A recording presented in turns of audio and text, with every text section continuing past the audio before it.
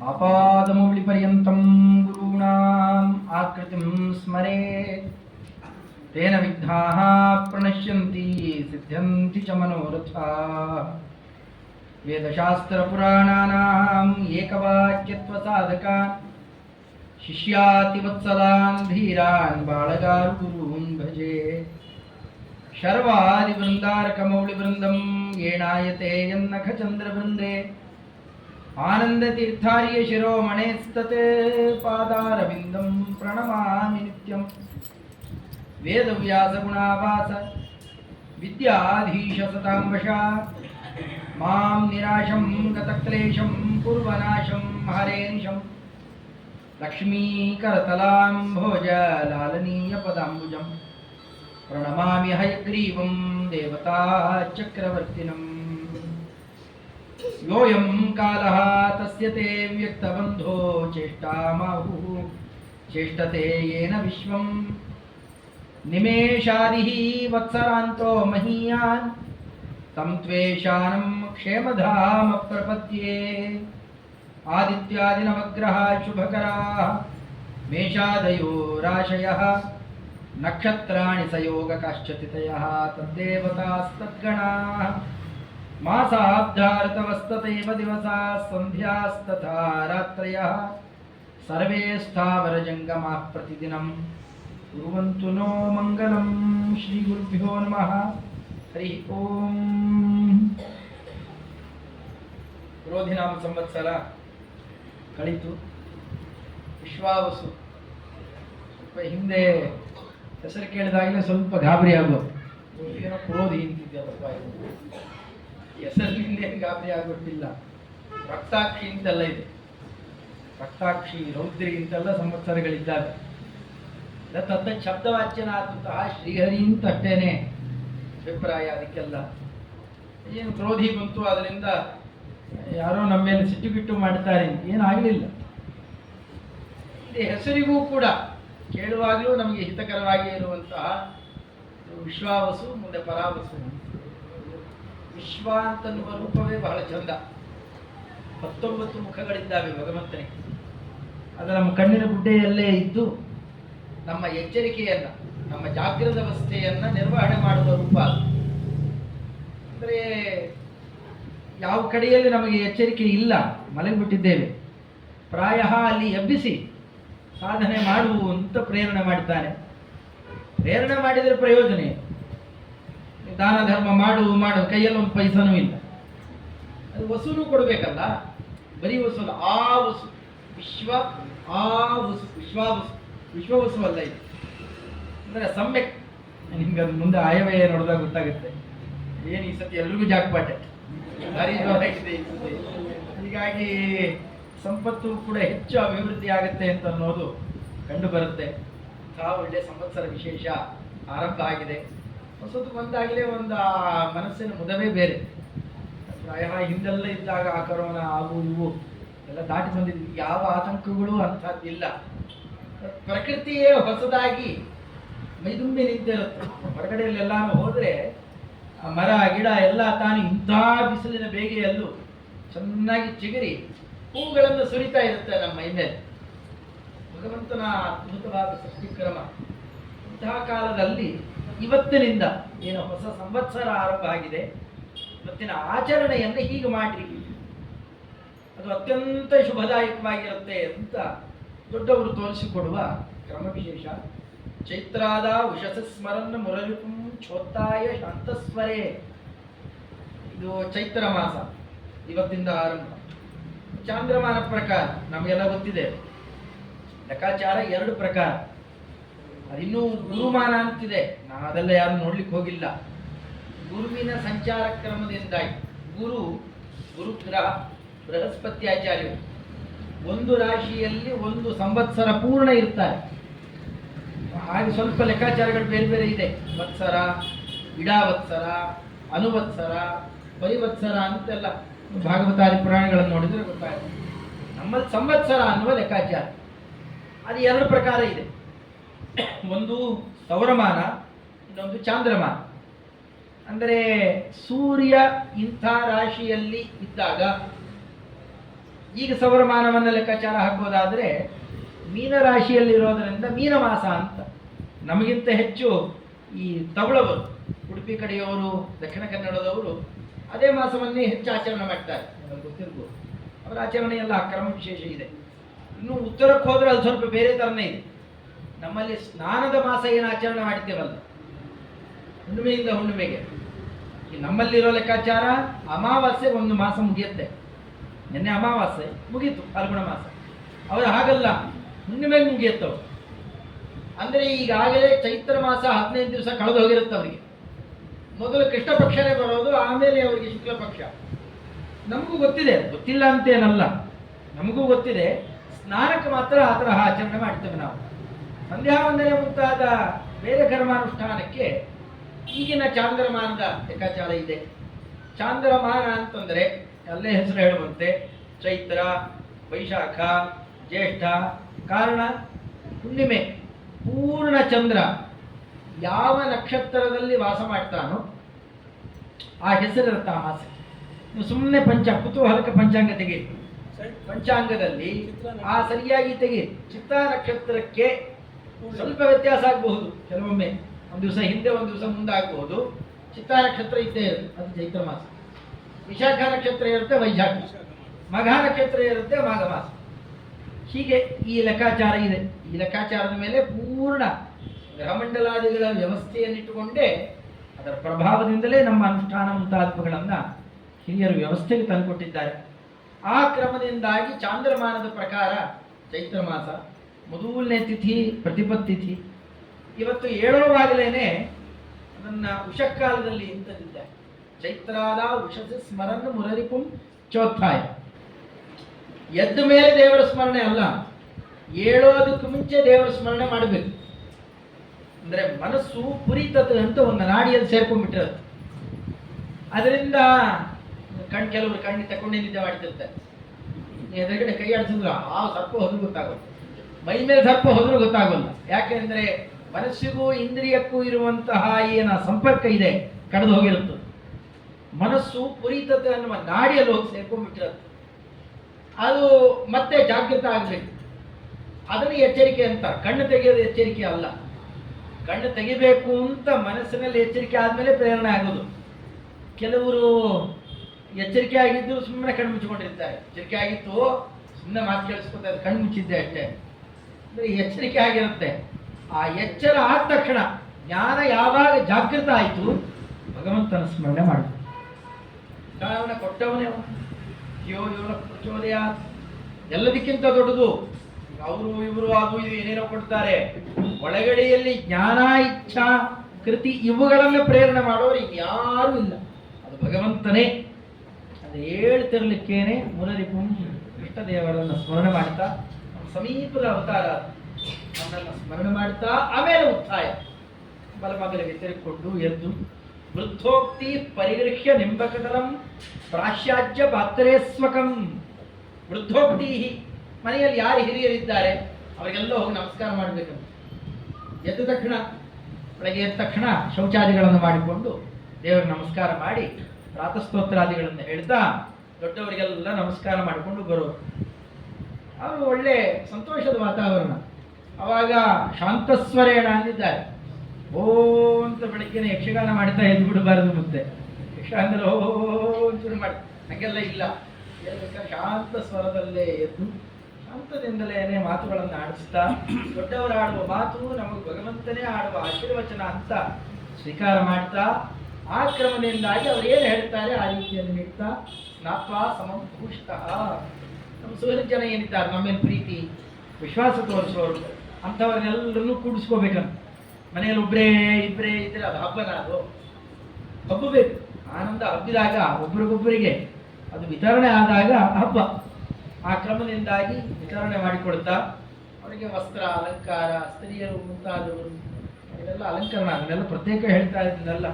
ದೇವಾನಾಂ ಗುರುಯೋಷಿತಾಂ, ಗುರುಗಳಿಗೆ ದೇವತೆಗಳಿಗೆ ಅದೆಲ್ಲ ಹೊಸ ವಸ್ತ್ರವನ್ನು ತಂದು ದೇವರಿಗೂ ಅರ್ಪಣೆ ಮಾಡ್ತಾರೆ. ಅದರಂತೆ ಯೋಷಿತಾಂ ಸ್ತ್ರೀಯರಿಗೆ ಶಿಶವೋ ಅಲಂಕಾರಾದಿ ವಸ್ತ್ರಾದಿ, ಅವರಿಗೆ ಅಲಂಕಾರನೋ ವಸ್ತ್ರನೋ ಆಟಿಕೆಗಳು ಇವನ್ನೆಲ್ಲ ಕೊಡಿಸ್ಬೇಕಂತ. ಸಂತೋಷ ಪಡ್ತಾರೆ, ಮನೆ ತುಂಬ ಸಂತೋಷದಿಂದಾಗಿ ಅಭ್ಯಂಗಾದಿಗಳನ್ನು ಮಾಡಿಕೊಂಡು ತೈಲಾಭ್ಯಂಗಂ ಸ್ನಾನಮಾದೌಚಕತ್ವ ಪೀಯೂಷೋತ್ಥಂ ಪಾರಿಭದ್ರಸ್ಯ ಪತ್ರಂ ಎದ್ದಾಗ ಒಂದು ವಿಶೇಷ ಹೇಳಿದ್ದಾರೆ. ಕಂಚಿನ ಪಾತ್ರೆಯಲ್ಲಿ ಒಳ್ಳೆ ಕಾಸಿರುವ ತುಪ್ಪ, ಈ ಅಂಗಡಿಯಿಂದ ತಂದು ಪ್ರಯೋಜನ ಇರೋದು, ಒಳ್ಳೆ ಬೆಣ್ಣೆ ಕಾಸಿದ ತುಪ್ಪ ಚೆನ್ನಾಗಿ ಕಂದು ಬಣ್ಣ ಬಂದಿರಬೇಕು. ಅದರೊಳಗಡೆ ಎಲ್ಲಿ ಮುಖ ನೋಡ್ಕೋಬೇಕಂತೆ ಬೆಳಗ್ಗೆ ಎದ್ದು, ಆಮೇಲೆ ಕನ್ನಡಿಯಲ್ಲಿ ನೋಡ್ಕೊಳ್ಬೇಕು ಅಂತ ಅಂದಿದ್ದಾರೆ. ಅದನ್ನ ಸಾಧಾರಣ ನಮ್ಮಲ್ಲಿ ಮಾತಿದೆಯಲ್ಲ, ಮುಖ ನೋಡ್ಕೊಂಡಿದೀಯಾ ಅಂದ್ರೆ ನಮ್ಮ ಪರಿಚಯ ಮಾಡಿಸುವಂತಹದ್ದು. ದರ್ಪಣದಲ್ಲಿ ವೀಕ್ಷಣ ಮಾಡೋದು ಅಂದ್ರೆ ನಾವ್ಯಾರು, ನಮ್ದು ಎಷ್ಟು ಏನೇನೋ ಅನ್ಕೊಂಡ್ಬಿಟ್ಟಿರ್ತೇವೆ. ಕನ್ನಡಿ ನೋಡಿದ ಮೇಲೆ ಅಷ್ಟೆಲ್ಲ ಇಲ್ಲ, ಒಂದು ಇಷ್ಟೇ ಗೊತ್ತಾಗುತ್ತೆ. ಅದಕ್ಕೆ ರಾತ್ರಿ ಮಲಗಬೇಕಾದ ಕೆಲಸ ಮಾಡಬಾರ್ದು, ರಾತ್ರಿ ಮುಖ ನೋಡ್ಕೊಳ್ಬಾರ್ದು, ಮಲಗುವ ಮನೆಯಲ್ಲಿ ಕನ್ನಡಿಯೇ ಇರಬಾರ್ದು ಅಂತ. ಬೆಳಗ್ಗೆ ಎದ್ದ ತಕ್ಷಣ ಕನ್ನಡಿ ನೋಡ್ಕೊಳ್ಬೇಕು ಪದ್ಧತಿ ಅದು. ಆ ಕ್ರಮದಿಂದಾಗಿ ವೀಕ್ಷಣಾದಿಗಳನ್ನು ಮಾಡಿ ನಾನಾ ವಸ್ತ್ರ ಅಲಂಕರಣ ದೇವರಿಗೆ ಅರ್ಪಣೆ ಮಾಡಿ ಸ್ವೀಕಾರ ಮಾಡಿ ಅವತ್ತು ಹಾಡು ಹಸೆ ಬೇಕಾದ ವೈಭವದಲ್ಲಿ ಕಾಲ ಕಳೆಯಿರಿ ಅಂತ ಹೇಳ್ತಾ ವಿಶೇಷ ಹೇಳಿದ್ದಾರೆ. ಪೀಯೂಷೋತ್ತಮ್ ಪಾರಿಭದ್ರಸ್ಯ ಪತ್ರ. ಈ ಅಮೃತದಿಂದಲೇ ಹುಟ್ಟಿ ಬಂದಿತ್ತು, ಅಮೃತ ಮಥನ ಕಾಲದಲ್ಲಿ ಹುಟ್ಟಿ ಬಂದಿತ್ತು. ಅದೊಂದು 3 ಅತ್ಯಂತ ಪ್ರಧಾನ, ಒಂದು ತುಳಸಿ, ಇನ್ನೊಂದು ಧಾತ್ರಿ, ಇನ್ನೊಂದು ನಿಂಬ. ನಿಂಬ ಅಂದ್ರೆ ನಮ್ಮ ಕನ್ನಡದ ನಿಂಬೆ ಅಲ್ಲ, ಕನ್ನಡದ ನಿಂಬೆ ನಿಂಬೆಹಣ್ಣು, ನಿಂಬೆ ಮರ ಅದಲ್ಲ. ಇಲ್ಲಿ ಸಂಸ್ಕೃತದಲ್ಲಿ ನಿಂಬ ಅಂತಂದ್ರೆ ಬೇವಿಗೆ ನಿಂಬ, ಪಾರಿಭದ್ರ ಅಂತ ಕರೀತಾರೆ ಅಂತ. ಅದರ ದಳ ಪ್ರಾಶನ ಮಾಡಬೇಕು. ದಳ ಸುಮ್ಮನೆ ತಗೊಂಡು ತಿನ್ನೋದಲ್ಲ, ಮತ್ತೆ ಇಲ್ಲಿ ಬರೀ ಹೂ ಹೇಳಲ್ಲ, ಎಲೆಗಳನ್ನು ಹೇಳ್ತಾರೆ. ಎಲೆಗಳನ್ನು ಹಸಿ, ಆ ಚಿಗುರಿ ಎಲೆಗಳಿದ್ದಾವಲ್ಲ ಅವುಗಳನ್ನು ಬರೀ ಹಾಗೆ ತಿಂದ್ರಿ ಅಂದ್ರೆ ಮುಖ ಸೊಟ್ಟಗೆ ಮಾಡ್ಕೊಂಡ್ಬಿಡ್ತಾರೆ. ಹಾಗಲ್ಲ, ಅದಕ್ಕೆ ಏನೇನು ಹಾಕ್ಬೇಕು ಅಂತ ಹೇಳ್ತಾರೆ ನೋಡಿ. ಒಗ್ಗರಣೆ ಹೋಗ್ಬಿಟ್ಟಿದ್ದಾರೆ ಅಷ್ಟೇ, ಇನ್ನೆಲ್ಲ ಹಾಕ್ತಿದ್ದಾರೆ.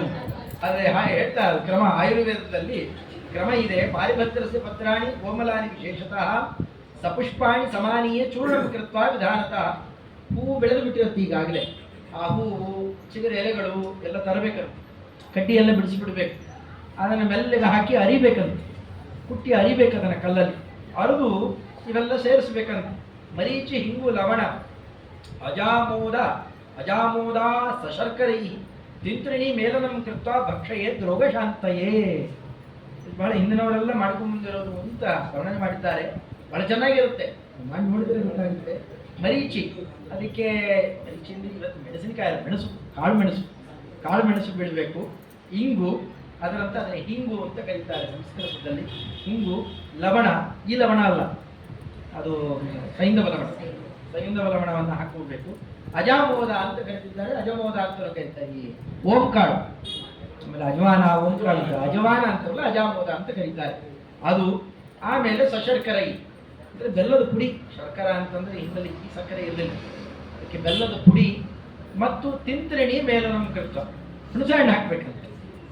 ಹುಣಸೆಹಣ್ಣು ಹಾಕಿ ಅದಕ್ಕೆ ಅಲ್ಲಿಗೇನು ಹುಣಸೆಹಣ್ಣು ಹುಳಿ ಬಿತ್ತು, ಹಾಗೆ ನಿಮ್ಗೆ ಶರ್ಕರ ಅಂತ ಸಿಹಿ ಬಿತ್ತು, ಮೆಣಸು ಮತ್ತು ಓಂಕಾಳು ಎಲ್ಲ ಖಾರ ಬಿತ್ತು, ಹುಳಿ ಉಪ್ಪು ಒಳ್ಳೆ ಚಟ್ನಿ ಇದ್ದಾಗ ಅಲ್ಲಿಗೆ ಈ ಬೇವಿನ ದಳದ ಇದೇ ಹೊಟ್ಟೆ ಹೋಗುತ್ತೆ.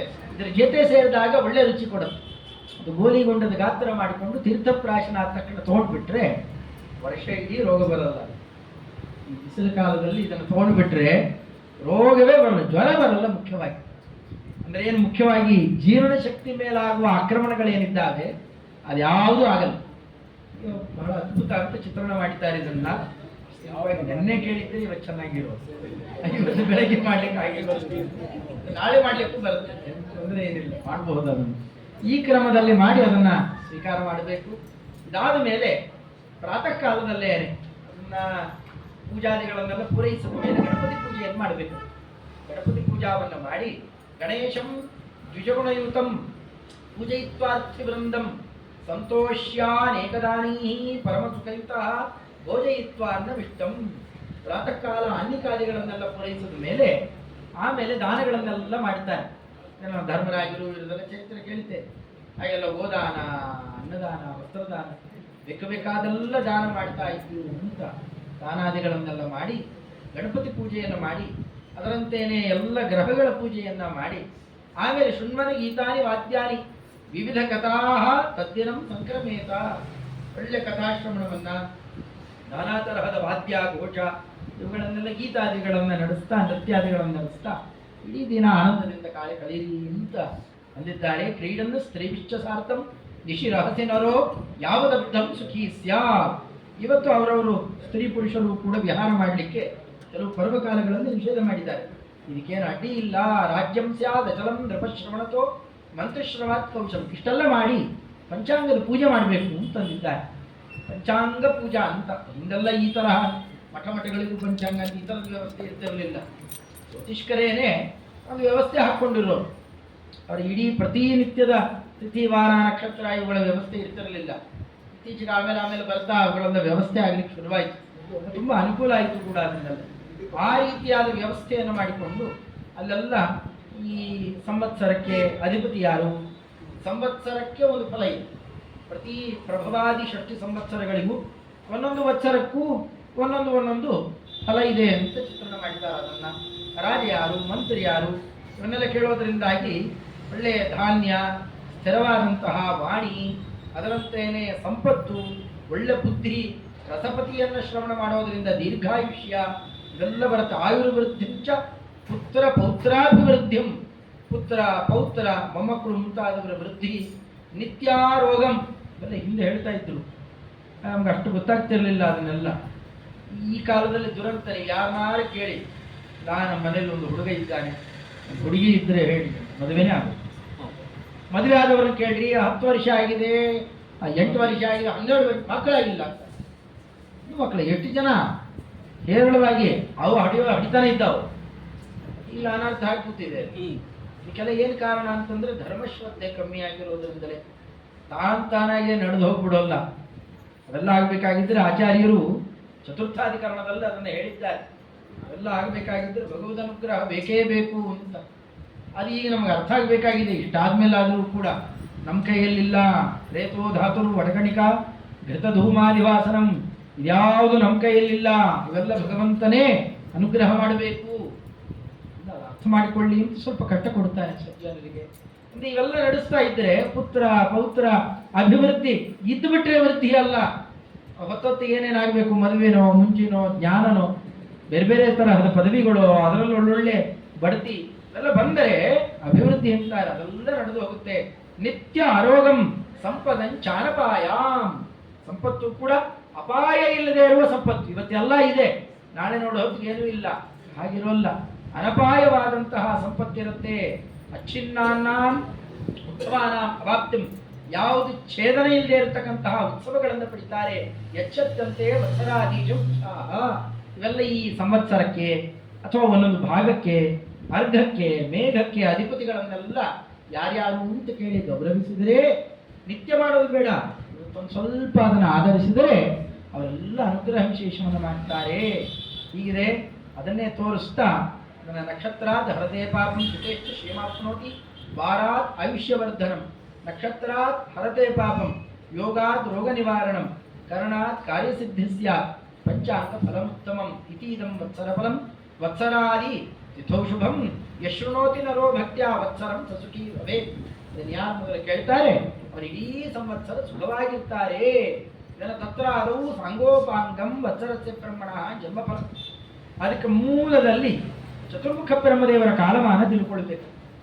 ಅವರು ಯಾವಾಗ ಅವತಾರ ಮಾಡಿದ್ದಾರೆ, ಅವರ ಅವತಾರ ಸಮಾಪ್ತಿ ಎಷ್ಟಾಗುತ್ತೆ, ಪರ ಅಂತ ದೊಡ್ಡ ಆಯುರ್ಮಾನ.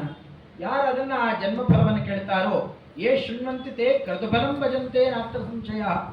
ಯಾರು ಅದನ್ನು ಕೇಳ್ತಾರಲ್ಲ ಅವರು ಕ್ರತುವನ್ನ ಆಚರಣೆ ಮಾಡಿದರೆ, ಕ್ರತುಗಿತ್ತು ಎಲ್ಲ ಗೊತ್ತಿಲ್ಲ, ಗೊತ್ತಾದರೆ ಆವಾಗ ಮಹತ್ವ ಬುದ್ಧಿ ಹೆಚ್ಚಾಗುತ್ತೆ. ಸಾಮಾನ್ಯ ಹವನ ಹೋಮ ಅನ್ಕೊಂಡು ಅಷ್ಟೇ ಇದ್ದೇವೆ. ಅದರ ಮೇಲೆ ಯಾಗ, ಆಮೇಲೆ ಯಜ್ಞ, ಆಮೇಲೆ ಕ್ರತು. ಆ ಕ್ರತುವನ್ನು ಆಚರಣೆ ಮಾಡೋದು ನಮ್ಮ ಕೈಯಲ್ಲಿ ಆಗೋಲ್ಲ ಅಂತ ರಾಜಾದಿರಾಜರೇ ಬಿಟ್ಬಿಟ್ರು ಅದನ್ನು. ಅಂದಮೇಲೆ ಅಂಥಂತಹದ್ದು ಅಶ್ವಮೇಧ ಕ್ರತುಶ್ರೇಷ್ಠ. ಕ್ರತುಗಳಲ್ಲಿ ಅತ್ಯಂತ ಶ್ರೇಷ್ಠ ಅಂದರೆ ಅಶ್ವಮೇಧಾದಿಗಳು.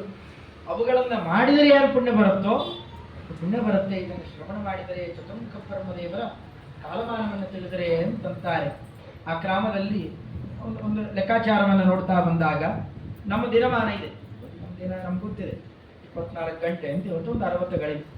ಅಂತಹದ್ದು ಒಂದು 15 ಆದರೆ ಒಂದು ಪಕ್ಷ, ಪಕ್ಷ 2 ಆದರೆ ಒಂದು ಮಾಸ, ಅಂಥದ್ದು 2 ಆದರೆ ಒಂದು ಋತು, ಅಂಥದ್ದು 3 ಆದರೆ ಒಂದು ಅಯನ, 6 ತಿಂಗಳಾಗಿರುತ್ತೆ. ದಕ್ಷಿಣಾಯನ, ಉತ್ತರಾಯಣ. ಅದು 2 ಆದರೆ ಒಂದು ಸಂವತ್ಸರ. ಅಂತಹದ್ದು 432 ಕೋಟಿ ವರ್ಷ ಆಗುತ್ತೆ. ಒಂದು ವರ್ಷ ಏನಿದೆ ಇಂತಹದ್ದು 432 ಕೋಟಿ ವರ್ಷಗಳಾದರೆ ಚತುರ್ಮುಖ ಬ್ರಹ್ಮದೇವರಿಗೆ ಒಂದು ಹಗಲು. ಅಷ್ಟೇ ರಾತ್ರಿಯಲ್ಲಿ ವ್ಯಾಪಾರ ಇರೋಲ್ಲ. ರಾತ್ರಿಯಲ್ಲಿ ದಿನಾಂತ್ಯ ಪ್ರಳಯ ಅಂತ ಈ 14 ಲೋಕದ ವ್ಯವಸ್ಥೆ ಏನಿದೆ, ಸತ್ಯಲೋಕಾದಿ ಲೋಕಗಳ ವ್ಯವಸ್ಥೆ ಎಲ್ಲ ಪುಡುಪುಡಿಯಾಗಿ ನಾಶ ಆಗೋದು. ಆ ಕಟ್ಟಡವೇ ಒಡೆದು ಹೋಗುತ್ತೆ, ಅಂದರೆ ಒಳಗಿಂದೆಲ್ಲ ಒಡೆದು ಹೋಗುತ್ತೆ. ನೀವು ಈ ಪಿಲ್ಲರ್ ಮಾತ್ರ ಹಾಕನ್ಸುತ್ತೆ, ಸ್ಕೆಲಿಟನ್ ಅಟ್ಟೆ, ಬಾಕಿದೆಲ್ಲ ಒಡೆದು ಹೋಗುತ್ತೆ. ಅಂದರೆ ಹೊರಗಡೆಯಲ್ಲಿ ಬ್ರಹ್ಮಾಂಡದ ಕರ್ಪರ ಹಾಗೆ ಇರುತ್ತೆ.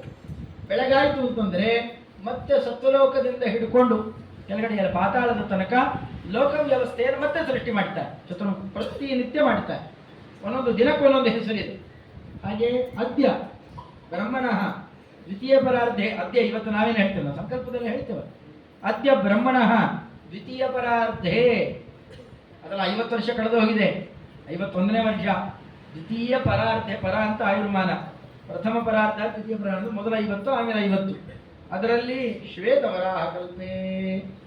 ಶ್ವೇತವರಾಹ ಅಂತನ್ನುವ ಭಗವಂತ ಅವತಾರ ಮಾಡಿದ ಮೊದಲನೇ ರೂಪ. ಆದ್ದರಿಂದಾಗಿ ಈ ದಿನಕಲ್ಪಕ್ಕೆ, ಒಂದೊಂದು ದಿನಕ್ಕೂ ಒಂದು ಕಲ್ಪ ಅಂತ ಹೆಸರು.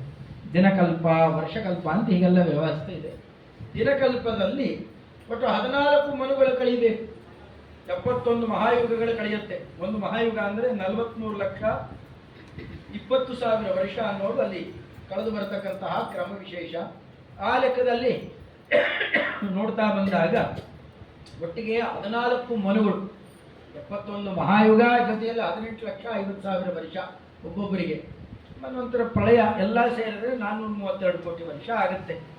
ಅದರಲ್ಲಿ ಒಂದು ಮಹಾಯುಗ ಅಂತಂದರೆ 43,20,000 ವರ್ಷ ಆಗುತ್ತೆ. ಅದನ್ನು ಮತ್ತೆ 4 ಭಾಗ ಮಾಡಿದ್ದಾರೆ, ಕೃತ, ತ್ರೇತ, ದ್ವಾಪರ, ಕಲಿ. ಅದು ಹೆಚ್ಚಿನಿಂದ ಕಮ್ಮಿ ಆಗ್ತಾ ಬರುತ್ತೆ ಅಂಕಿಅಂಶದ ಪ್ರಕಾರದಲ್ಲಿ. 17 ಲಕ್ಷ ಇದ್ದಿದ್ದು 12 ಲಕ್ಷ ಆಗುತ್ತೆ, 8 ಲಕ್ಷ ಆಗುತ್ತೆ, 4,32,000 ವರ್ಷ ಕಲಿಯುಗಕ್ಕೆ. ಅಲ್ಲಿರುವ ಲೆಕ್ಕಾಚಾರಗಳು ವ್ಯತ್ಯಾಸ ಇದೆ. ಕೃತಯುಗದಲ್ಲಿ ಪೂರ್ಣ ಮಟ್ಟದಲ್ಲಿ ಏನಾರು ತಗೊಂಡು ಉದ್ದೇಶಪೂರ್ವಕವಾಗಿ ಮಾಡಿದರೆ ಪೂರ್ಣ ಪುಣ್ಯ ಸಂಪಾದನೆ ಮಾಡಲಿಕ್ಕೆ ಅವಕಾಶ ಇದೆ. 4 ಪಾದದಲ್ಲಿ ಧರ್ಮಾನುಷ್ಠಾನ ಇದೆ: ಸತ್ಯ, ಶೌಚ, ದಯಾ, ತಪ. ಈ ದಯಾ ದಾಕ್ಷಿಣ್ಯ ಇವಾಗೆಲ್ಲ ಯಾರಿಗೂ ಇಲ್ಲೇ ಇಲ್ಲ. ಲಂಚ ಗಿಂಚ ಕೊಟ್ಟರೆ ಏನಾರು ಕೆಲಸ ಮಾಡ್ತೇವೆ ಅಂತಾರೆ. ಅದರಿಂದ ಶೌಚ ಅಂತೂ ಕೇಳಲೇಬೇಡಿ, ಎಲ್ಲಿದೆ ರುಚಿ. ವಿಷಗಳನ್ನೇ ಹಾಕಿ ಬೆಳೆಸ್ತಾರೆ, ಪದಾರ್ಥಗಳನ್ನು ಹಾಗೆ ಬೆಳೆಸ್ತಾರೆ. ವಿಷ ತಿಂದು ಇಷ್ಟು ಗಟ್ಟಿಯಾಗಿದ್ದೀವಲ್ಲ ಅಂತ ತುಂಬ ಹೆಮ್ಮೆ ಪಡಬೇಕಷ್ಟೇ ನಾವು. ಅಕ್ಕಿ ಬೇಳೆಯಿಂದ ಹೇಳಿದ್ರೆ ಎಲ್ಲ ವಿಷನೇ ಅದು. ಅಂತಹದ್ದು ಆ ಕ್ರಮದಲ್ಲಿ ಶೌಚ ಇಲ್ಲ, ತಪಸ್ಸಂತೂ ಕೇಳುವಷ್ಟೇ ಇಲ್ಲ. ಸತ್ಯ ಉಳಿದಿದೆ ಅಂತ. ಸತ್ಯ ಅಂದರೆ ನೇರ ಮಾತಾಡೋದು ಅಂತ ಅರ್ಥ ಅಲ್ಲ. ಸತ್ಯ ಮಿತಿ ಮೀಮಾಂಸ, ಭಗವಂತನ ಬಗ್ಗೆ ಚರ್ಚೆ ನಡೆಯುತ್ತೆ ಅಂದರೆ ಇಂಥ ಸಂಘ ಸಂಸ್ಥೆಗಳಿದ್ದಾವೆ, ನಡೆಸ್ತಾ ಇದ್ದಾರೆ ಅಂತ ಅನ್ನೋದು ಅಭಿಪ್ರಾಯ. ಇಂತಹದ್ದು ಹಾಗೆ 4 ಪಾದ ಇರುತ್ತೆ. ಮನುಷ್ಯರ ಎತ್ತರ 28 ಮೊಳದಷ್ಟು ಇರ್ತಾರೆ. 1,00,000 ವರ್ಷ ಬದುಕಿರ್ತಾರೆ. ಆಗೆಲ್ಲ ಅದ್ಭುತವಾದ ಸುವರ್ಣಮಯ ಪಾತ್ರೆ, ರಕ್ತಮಯ ವ್ಯಾಪಾರ, ಎಲ್ಲ ಲೆಕ್ಕಾಚಾರಗಳೇ ಬೇರೆ. ಕಮ್ಮಿ ಆಗಿಬಿಡುತ್ತೆ. ಮತ್ತೆ 12 ಲಕ್ಷ ವರ್ಷ ಚಿಲ್ಲರೆಗೆ ಬಂದ್ಬಿಡುತ್ತೆ. ಅದು ಬಂತು ಅಂತಂದರೆ ಆವಾಗ ಅರ್ಧ ಎತ್ತರ ಬಂದ್ಬಿಡ್ತಾರೆ. 14 ಮೊಳ, 10,000 ವರ್ಷ ಆಯುರ್ಮಾನ, 10ನೇ ಒಂದು ಭಾಗಕ್ಕೆ ಬಂದ್ಬಿಡುತ್ತೆ. ಆಯುರ್ಮಾನ ಇಳಿಯುತ್ತೆ. ಆವಾಗ 15 ಪುಣ್ಯ 5 ಪಾಪ ಅಂತ ಶುರುವಾಗುತ್ತೆ. 3 ಪಾದದ ಧರ್ಮ ಅಂದರೆ ನಾವು ಎಷ್ಟು ಧರ್ಮಾನುಷ್ಠಾನ ಮಾಡ್ತೇವೆ, ಎಷ್ಟು ಪ್ರಾಮಾಣಿಕವಾಗಿರ್ತೇವೆ, ಅಷ್ಟು ನಮ್ಮ ವೃದ್ಧಿಯಾಗುತ್ತೆ. ಆಯುಷ್ಯ ಆಗಲಿ, ಶರೀರ ವೃದ್ಧಿ ಆಗಲಿ, ಎಲ್ಲ ವೃದ್ಧಿಯಾಗುವುದು ಧರ್ಮಾನುಷ್ಠಾನದ ಮೇಲೆ ನಿಂತಿದೆ. ಧರ್ಮ ಎಷ್ಟು ಕಮ್ಮಿ ಮಾಡ್ತೇವೆ, ಆಯುಷ್ಯದಿಂದ ಹಿಡಿದು ಎಲ್ಲ ನಾಶ ಆಗುತ್ತೆ. ಸ್ಪಷ್ಟ ಅದರ ಚಿತ್ರಣ ಮಾಡುವ ಕ್ರಮ ಇತ್ತು. ಹಾಗೇನೆ ಇಲ್ಲಿ ಎತ್ತರವೂ ಅಷ್ಟೇನೆ 14 ಮೊಳ ಆಗ್ತಾರೆ. ದ್ವಾಪರಕ್ಕೆ ಬಂದರೆ ದ್ವೌಪರವು 2 ಪಾದ, 2 ಪಾದದ ಧರ್ಮ. ಮತ್ತೆ 7 ಮೊಳಕ್ಕೆ ಬಂದುಬಿಡ್ತಾರೆ. ಕಾಲಕಾಲ 14 ಇದ್ದಿದ್ದು 7 ಆಗ್ತಾರೆ. 10,000 ವರ್ಷ ಬದುಕ್ತಾ ಇದ್ದವ್ರು 1,000 ವರ್ಷಕ್ಕೆ ಇಳಿತಾರೆ. ಎಲ್ಲ ಕಮ್ಮಿ ಆಗ್ತಾ ಬರುತ್ತೆ. ಪಾತ್ರೆ ಪಡೆದನು ಅಷ್ಟೇನೆ. ಎಲ್ಲ ಈ ರೌಪ್ಯಮಯ ಪಾತ್ರೆಗಳು, ಸುವರ್ಣಮಯ ವ್ಯಾಪಾರ ಇವೆಲ್ಲ ನಡೀತು. ಕಲಿಯುಗಕ್ಕೆ ಬಂದಾಗ ಇನ್ನು ಪೂರ್ಣ ಇಳಿದು ಬಿಡುತ್ತೆ. 1,00,000 ವರ್ಷ ಬದುಕ್ತಾ ಇದ್ದವರು ಕೃತಯುಗದಲ್ಲಿ 10,000 1000 ಆಗಿ 120 ವರ್ಷಕ್ಕೆ ಬರ್ತಾರೆ. 120 ವರ್ಷ ಪಂಚಾಂಗದಲ್ಲಿದೆ ಅಷ್ಟೇ. 120 ವರ್ಷ ನೋಡೋರು ಯಾರು ನೋಡ್ತೇವೆ ನಾವು? ಅರ್ಧ ಬದುಕಿದರೆ ಪೂರ್ಣ ಆಯುರ್ಮಾನ ಅನ್ನೋಷ್ಟು ಆಗಿಬಿಡುತ್ತೆ ಕಡೆಗೆ. ಅಂತಹದ್ದು ಅದರಲ್ಲಿ ತುಂಬ ಪ್ರಯತ್ನಪೂರ್ವಕವಾಗಿ ಪುಣ್ಯ ಸಂಪಾದನೆಗೆ ಹೊರಟ್ರೆ ಮುಕ್ಕಾಲು ಪಾಲು 15 ಭಾಗದಷ್ಟು ಪಾಪ ಕಟ್ಟಿಕೊಂಡು 5 ಪಾಲಿನಷ್ಟು ಪುಣ್ಯ ಬರಬಹುದೇನು. ಪದಾರ್ಥಗಳೇ ಆಗಿದ್ದಾವೆ, ಮನಸ್ಸು ಸುತ್ತಮುತ್ತಲ ವಾತಾವರಣ ಎಲ್ಲ ಹಾಗಾಗ್ಬಿಡುತ್ತೆ, ಏನು ಪ್ರಯೋಜನ ಬರೋಲ್ಲ. ಮೃಣ್ಮಯ ಪಾತ್ರೆಗಳಿಂದಾಗಿ ಇವರು ವ್ಯಾಪಾರಾದಿಗಳನ್ನು ನಡೆಸ್ತಾ ಇರ್ತಾರೆ. ಅದರಲ್ಲಿ ಒಂದಷ್ಟು ತಾಮ್ರದ ವ್ಯಾಪಾರ, ಯಾವುದೇ ವಸ್ತು ತಗೊಂಡು ಅದರಲ್ಲಿ ತಾಮ್ರ ತಂತಿಗಿಂತ ಹಾಕಿ ವ್ಯವಹಾರ ನಡೆಸ್ತಾರೆ, ಇಲ್ಲಿಗೆ ಬರುತ್ತೆ. ಇದರಿಂದ ಆಯುರ್ಮಾನ ಅದರಂತೆಯೇ ನಾನಾ ತರಹದ ಶಕ್ತಿ ಎಲ್ಲ ವ್ಯತ್ಯಾಸ ಆಗಿ ಧಾನ್ಯೋತ್ಪತ್ತಿನೂ 7 ಬಾರಿ ಇರುತ್ತೆ, ಅದು 5 ಆಗಿ ಕಡೆಗೆ 3 ಆಗಿ ಈ 2 ಆವೃತ್ತಿ ಬಂದ್ಬಿಡುತ್ತೆ. 2 ಅಂದ್ರೆ 1.5 ಕೊಯ್ಲು ಕಟ್ಟೆ, ಆ ರೀತಿಯಲ್ಲಿ ಎಲ್ಲ ಇಳಿದು ಬಂದ್ಬಿಡುತ್ತೆ. ಇಲ್ಲೂ ಕಲಿಯುಗದಲ್ಲೂ ಕೂಡ ಎಷ್ಟೆಷ್ಟು ವರ್ಷಗಳು ಕಳೆದು ಹೋಗಿದ್ದಾವೆ, ಎಷ್ಟೆಷ್ಟು ಉಳ್ಕೊಂಡಿದ್ದಾವೆ ಅನ್ನೋದರದೆಲ್ಲ ಪಟ್ಟಿ ಕೊಡ್ತಾ ಬರ್ತಾರೆ. ಆ ಕ್ರಮದಿಂದಾಗಿ ನೋಡ್ತಾ ಬಂದಾಗ ಕಲಿಯುಗ ಇನ್ನೂ ನಡೆಯೋದು ತುಂಬ ಬೇಕಾಷ್ಟಿದೆ. ಈಗಿನ್ನೂ ಏನು ಸಂಧಿಕಾಲ, ಅದರಿಂದ ವ್ಯತ್ಯಾಸ ಆಗಿ ಹೋಗಿದೆಯಲ್ಲ. ಈಗಲ ಆರಂಭದಲ್ಲೇ ಇಷ್ಟೊಂದು ವ್ಯತ್ಯಾಸ ಆಗಿದೆ, ಆಮೇಲೆ ಗಾಬರಿ ಆಗೋ ಕಾರಣ ಏನಿಲ್ಲ. ಮಂತ್ರಾಲಯ ಪ್ರಭುಗಳನ್ನು ಇಟ್ಟಿದ್ದಾನೆ. ಈಗೆಲ್ಲಾನು ಹೋಗಬೇಕಾಗಿದ್ದರೆ ಸ್ವಲ್ಪ ಒಂದಿಷ್ಟು ಮಡಿ ಮೇಲಿಗೆ ಮಾಡಿದ್ದೇವೆ. ಆ ಊರಿಗೆ ಹೋದರೆ ಒಂದು ಮಠ ಇದೆಯಾ, ರಾಯರ ಮಠ ಇದೆಯಾ, ಹೌದಾ? ಎಲ್ಲೂ ಹೋದರೂ ರಾಯರು ಇವತ್ತು ರಕ್ಷಣೆ ಮಾಡ್ತಾ ಇದ್ದಾರೆ. ಹಾಗೆ ಆ ಕಾಲಕ್ಕೆ ವಿಷ್ಣುತೀರ್ಥನೆ ಮೊದಲಾದವರನ್ನು ಕಳಿಸ್ತಾನೇ ಇರ್ತಾನೆ. ವಿಶೇಷ ಇವತ್ತು ಪುರುಷೋತ್ತಮ ತೀರ್ಥರು ಅಂತ ಅಪೂರಿನ ಹತ್ತಿರ, ಅಂದರೆ ಬ್ರಹ್ಮಣ್ಯ ತೀರ್ಥರ ಗುರುಗಳು ಇವತ್ತೇ ಗುಹಾಪ್ರವೇಶ ಮಾಡಿದ ದಿನ. ಇವತ್ತು ಬಲ್ ಗುಹೆ ನೋಡ್ತೇವೆ ನಾವು, ಜ್ಞಾನ ಮಂಟಪ ಅಂತ ಕರೀತಾರೆ. ಅಪೂರು ಜ್ಞಾನದೊಡ್ಡಿ ಅಂತ ಅದಕ್ಕೆ ಹೆಸರು. ಅಂತಹದ್ದು ಅಲ್ಲಿ ಗುಹಾಪ್ರವೇಶ ಮಾಡಿದ್ದು ಇವತ್ತೇ. ಯಾಕೆ ಗುಹಾಪ್ರವೇಶ ಮಾಡಿದ್ದಾರೆ ಅಂತಂದರೆ ಅವ್ರು ಏನು ಮಾಡ್ತಾ ಇದ್ರು ಅಂತ ಮುಂದೊಬ್ಬರು ಬರ್ತಾರೆ. ಮುಂದೆ ವಿದ್ಯಾವಲ್ಲಭ ತೀರ್ಥ ಶ್ರೀಪಾದಗಳು ಅವರು ಬಂದಾಗ ದರ್ಶನ ಕೊಟ್ಟಿದ್ರಂತೆ. ಒಳ್ಳೆ ಹಳದಿ ಸಚ್ಚಾಯಕಾಯ ವೇಷ. ಏನು ಮಾಡ್ತಾ ಇದ್ರಂತೆ, 2 ಕೈಯಲ್ಲೂ ಭಾಷ್ಯ ಪುಸ್ತಕ ಹಿಡ್ಕೊಂಡು ಆವರ್ತನೆ ಮಾಡ್ತಾ ಇದ್ರಂತೆ. ಈ ಬದುಕಿರೋರೇ ಮಾಡೋದು ಕಷ್ಟ ಅದನ್ನು. ಇವತ್ತಿಗೂ ಆ ಕೆಲಸ ಮಾಡ್ತಾ ಇದ್ದಾರೆ. ಶೇಷಚಂದ್ರಿಕಾಚಾರ್ಯರು ತಿರುಮಕೂಡ್ಲು ಸ್ವಾಮಿಗಳವರು ತಮ್ಮ ಶಿಷ್ಯರೊಬ್ಬರಿಗೆ ಲಕ್ಷ್ಮೀನಿಧಿ ತೀರ್ಥರಿಗೆ ಈ ಮಾತನಾಡಿದರು. ವ್ಯಾಸರಾಜರ ಪರಮಗುರುಗಳು, ನಮ್ಮ ಗುರುಗಳು ಲಕ್ಷ್ಮೀನಾರಾಯಣ ತೀರ್ಥರು, ಇವರೆಲ್ಲ ಮತ್ತೆ ಮುಂದೆ ಬರಲಿಕ್ಕಿದ್ದಾರಪ್ಪ. ಆಗ ನೀನು ಮತ್ತೆ ಬರಬೇಕಾಗತ್ತೆ, ಇನ್ನೂ ತಪಸ್ಸಿನಲ್ಲಿ ಇವರೆಲ್ಲ ಇದ್ದಾರೆ ಅಂತ ವಾದಿರಾಜರು ಕೂಡ ಅಲ್ಲಲ್ಲಿ ಚಿಕ್ಕ ಚಿಕ್ಕ ರಹಸ್ಯಗಳನ್ನು ಹೇಳ್ತಾರೆ. ಅದು ಅಷ್ಟೇ ಅಲ್ಲ, ನಾವು ಊಹೆ ಮಾಡಬಹುದು. ಕಲ್ಕಿ ಶಕವರ್ಷ ಅಂತ, ಕಲ್ಕಿ ಭೂಪ ಶಕವರ್ಷ ಅಂತ ಮುಂದೆ ನಡೆಯುತ್ತೆ ಗೌಡ ದೇಶದಲ್ಲಿ. ಅದು 800 ಚಿಲ್ಲರೆ ವರ್ಷಗಳು ಅಂತ ಲೆಕ್ಕ ಕೊಡ್ತಾರೆ. ಅದನ್ನು 171 ವರ್ಷನೇ, ತುಂಬ ಚಿಕ್ಕ ಕಾಲಮಾನ ಲೆಕ್ಕದಲ್ಲಿ ನೋಡಿದರೆ. ಆಗ ಭಗವಂತ ಬರುವಾಗ ಆ ಕಲ್ಕಿ ಭೂಪ ಬರೋದು ಹೇಗೆ ಬರ್ತಾನೆ ಅಂದರೆ, ವಿಷ್ಣುಯಶಾಹ ಅನ್ನುವ ಒಬ್ಬ ಬ್ರಾಹ್ಮಣನ ಮನೆಯಲ್ಲಿ ಹುಟ್ಟಿ ಬರ್ತಾನೆ. ವಿಷ್ಣುಯಶಾಹ ಅಂತ ಒಬ್ಬ ಬ್ರಾಹ್ಮಣ ಇದ್ದ ಅಂತ ಆಗಬೇಕಾಗಿದ್ರೆ ಅವನೊಬ್ಬನೇ ಬ್ರಾಹ್ಮಣ ಆಗ್ಬಿಡಕ್ಕೆ ಸಾಧ್ಯ ಇಲ್ಲ. ಅವರ ಅಪ್ಪ ಅಮ್ಮ ಬೇಕಾ, ಅಪ್ಪತ್ತೊಂದು ಕುಲ, ಅಮ್ಮಂದೊಂದು ಕುಲ, 2 ಕುಲ ಬೇಕಾ ಅವರಿಗೆ. ಮತ್ತೆ ಅಲ್ಲಿ 2 ಕವಲೋಡಲು 8 ಜನ ಇರಬೇಕಲ್ಲ ಈಗ ಬ್ರಾಹ್ಮಣರು. ಇದೇ ಇರ್ತಾರೆ ಸಜ್ಜನರನ್ನ ಅವರಿಗೆ ಒಳಗಡೆಯಲ್ಲಿ ಅದರ ಅಭಿಲಾಷೆ ಇದ್ದರೆ ಮೂಲೆಯಲ್ಲಾದರೂ ಕೂಡ ಯಾರಿಗೂ ಗೋಚರ ಆಗದೆ ಇದ್ದಂತೆ ಕಡೇ ಕಾಲದ ತನಕ ಅದ್ಭುತವಾದ ಧರ್ಮ ಸಂರಕ್ಷಣೆಗೆ ಭಗವಂತ ಹೊಣೆ ಹೊತ್ತಾಗ ನಾವೇನು ಹೆದರಬೇಕಾಗಿಲ್ಲ. ಅದರದೆಲ್ಲ ಪಟ್ಟಿಯನ್ನ ತೋರಿಸಿಕೊಡ್ತಾರೆ. ಆಮೇಲೆ ಚಿಕ್ಕ ಚಿಕ್ಕದಕ್ಕೂ ಹೆದರಿಕೆ ಜಾಸ್ತಿ.